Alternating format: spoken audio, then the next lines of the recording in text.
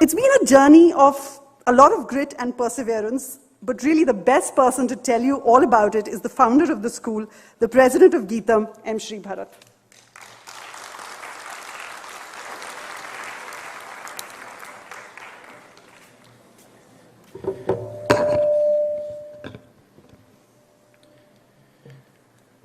Good evening, everyone. Somebody sound on this?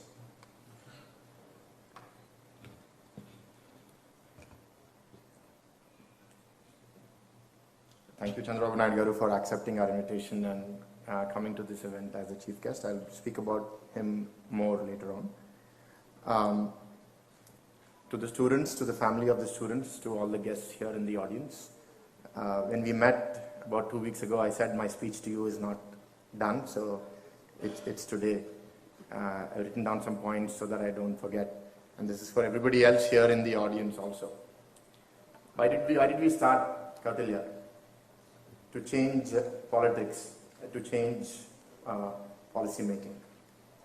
To what degree will each of you do it is dependent on you. But I'm like a venture capital firm. I invest in 10 companies, one becomes a unicorn. Right? So we've invested in 44 of you. Now how many of you will become unicorns? I'm really waiting to see. And unicorns is not in terms of money, but in terms of how you're going to go out there and change India, change the world. How did we do this? With a commitment to excellence. It's been a lot of hard work. All of you have put it, all of us have put it. It's been a lot of challenges. It's been a lot of investment. Other schools in Geetam are not very happy that we are investing in you the way we are. So you do have to pay back on that belief or investment that's been put on you. And the last part, why? And as I tell you the why, I want to tell you about certain pitfalls that you all should think about. I've told this to you in some form before. It's entitlement. Nothing will come easy. You have to work hard. There's a very popular Telugu Rajnikant movie. Some of you can understand Telugu. Kashtapadakunda edi raadu. Kashtapadakunda ochindi appatiki shashwatam kaadu. What you won't get anything. You won't get anything without hard work, and what you get without hard work will not last forever. So, and then the other thing that I want to ask you is pitfall. Don't get comfortable. Many of you have gotten jobs. That's not the end. That's the beginning. Don't settle for less, and don't be short-sighted. It's not about how much money you get today. It's about what problem are you solving for in the future. And I'll be curious to track all of your journeys. And the next pitfall is, who are you? How biased are you? How weak or susceptible are you to influence in a negative way? How intolerant are you? These are things that you've all been challenged. You've had different points of view. You've debated. You've had some fights, not too many, I hope. And you've grown past all of those things. You've also had a very progressive, liberal environment relative to any other student in Geetam. What has that made of you? And I wanted to mention something I forgot, so I'll just go a little bit back in the how. The how is not only our own commitment to excellence, but also I think I'm a believer a lot in the power of the universe. And when you project something positive, that the universe reciprocates. At every step of the way, we've had unimaginable or unexpected guardian angels come and help us through this journey. Some of you know of these challenges, but some of us in leadership know of the many more challenges that we faced. But we've had great people come forward and help us.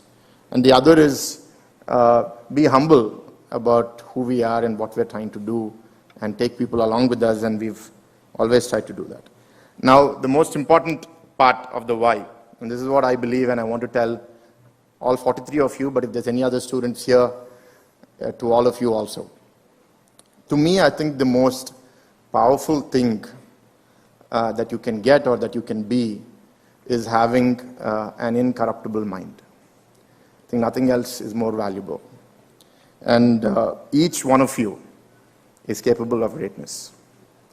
I think as you will hear the introduction of our chief guest, of his beginnings and where he is now, all of you could be that, right? And we see our Prime Minister telling us about where he began. Is it only a mirage, or is it possible for us to also dream that big? And then, do the ends justify the means, or do the means matter? So in that sense, having an incorruptible mind is something that I would really wish for all of you. And that why is why we have set up Kautilya, because you've learned how to listen, how to communicate, how to analyze, how to put your skills at use. But what are you going to use it for? Are you a mercenary for hire? And we've seen some mercenaries in the past. Or are you going out there to do good, as the Chancellor said? So these are all very, very big questions.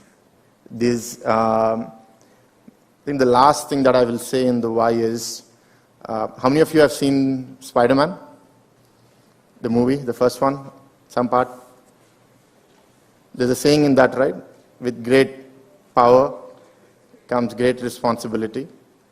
I'll tweak that a little bit for you. With great privilege comes great responsibility. I think your parents, your family members, Geetam, Kautilya, everybody else who's been associated has invested in you, has believed in you. You have believed in us, being the first batch. You've been brave people. Now, let's make all of this move in a direction that makes all of us proud. And that's something I think 20 years down the lane when we look back, because I'm saying 20 years now because our chief guest was instrumental in bringing ISB, and he went to ISB after 20 years. And where is ISB after 20 years? So ISB is about business, and you can change the world through business, but imagine what politicians can do. Imagine what governments can do if they do it the right way. There's nothing more powerful.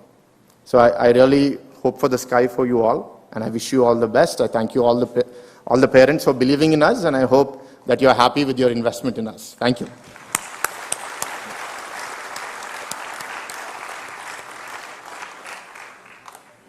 Okay, fine. So I'm done with my speech. So I have to introduce our chief guest. All of you can go look him up on Wikipedia. So I'm not going to tell you in detail what you can already find on Wikipedia. What do we know about him? He's a public policy visionary. He's hardworking. He's someone who never gives up. He's often given the story of how he convinced Bill Gates to come to Hyderabad. He's 73 years old, and he hasn't aged much in the last 10 or 15 years that I have seen him. So how he takes care of his health, discipline, we all know this, we can see this. What are things that you may know less of that I would like to say? It is a couple of things that I will say. One is his humility and the value he attaches to ego. He doesn't let it come in his way. If something has to happen, right? There have been many chief ministers in our country. Would they go running after Bill Gates? They'll say, no, let Bill Gates come to me. He's the only person who said that, no, who I am, my identity is not more important than my people. So the higher you grow, the more your ego grows, right? So how are you going to keep that in check? This is one example for you to remember. The other is, as a public policy leader, when he thought about the development of the state, one thing he said is very essential is the importance of safety, security, and also the growth and development of women and children. If you look at the journey of the erstwhile United States and today the separated states, the peace that he brought has brought prosperity. Today, Telugu people are the fastest growing demographic in many of the most developed nations. In the United States, it's the highest per capita income that they earn, larger than the Jewish community, and the fastest growing community in the US. In the top 10 cities of GRE test takers in the country, 5 cities belong to Andhra and Telangana. All of these were his value that he gave to bringing safety, peace to this environment. Tolerance. Today we see an environment where we want to undo what the other person has done or say what the other person has done is wrong. He created an environment of tolerance. He took criticism. He allowed it to exist. And if you see, because of that, even after he lost power in 2004, subsequent governments continued what he started. The last 4 years is an anomaly. I hope something like that doesn't happen to Andhra again. But from 2004 to 2019, we could see how Telangana or Andhra Pradesh has progressed. And one other thing I think that's very important is, as humans, we age, we die, we get weaknesses, we get baggage. Everyone does. Even Chandrababu Naidu garu. He's my leader politically in a different leg of my life. But what sets him apart is, yes, he's got baggage. But how does one evolve? How does one shed baggage? How does one reinvent themselves for the future? Many leaders live very well for 5 years, 3 years, 10 years. But someone who's been active and at the forefront of leadership and policy making from 83 till now, 2023, 40 years, and at the amount of pressure that he has been in, and still keeping himself fresh and evolved, learning, and now he's speaking about artificial intelligence more than I am speaking, right? So this is the kind of leadership that we should all inspire to be. And with these few words, I am very glad to introduce our chief guest, Chandrababu Naidu garu, and we are very grateful to you, sir, for coming and accepting our invitation to speak to our students. And I